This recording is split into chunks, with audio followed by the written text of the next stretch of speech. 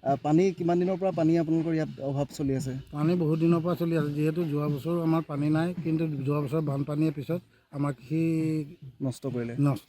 হয়, এইবাৰ এতিয়ালৈকে পানী নাই, আহাৰ পাৰ হৈ শাওণ সোমাবৰ হ'ল।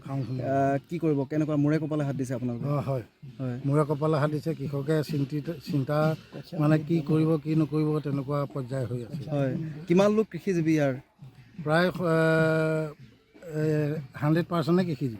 হয়, এতিয়া কি কৰিব যদি পানী নাহে, পানী নাপায়, তেতিয়া কেনেকুৱা ধৰণে চৰকাৰক কি আহ্বান জনাব, কৃষি বিভাগক কি আহ্বান জনাব? হয়, পানী নাপালে আমি এটাই কথা চিন্তা কৰিব লাগিব যে আমাৰ গোলাঘাট জিলা কৃষি বিষয়া আছে আৰু মাননীয় আমাৰ বিধায়ক খুমটাই সমষ্টিৰ বিধায়ক মহোদয় আছে, তেখেতসকল অনুৰোধ জনাইছোঁ। লগতে আমাৰ কাষৰীয়া ওচৰতে আমাৰ NIL কৰ্তৃপক্ষ আছে, NIL আছে, গতিকে NIL কৰ্তৃপক্ষই ইয়াৰ ব্যৱস্থা কৰি দি পেলাই আমাৰ ভৱিষ্যতে যাতে আমাৰ কঠীয়াখিনি ৰুব পৰাৰ ব্যৱস্থা কৰি দিয়ে অতি সোনকালে, তাৰ কাৰণে আমি তেওঁলোকক অনুৰোধ জনাইছোঁ। হয়, ধন্যবাদ জনাইছোঁ।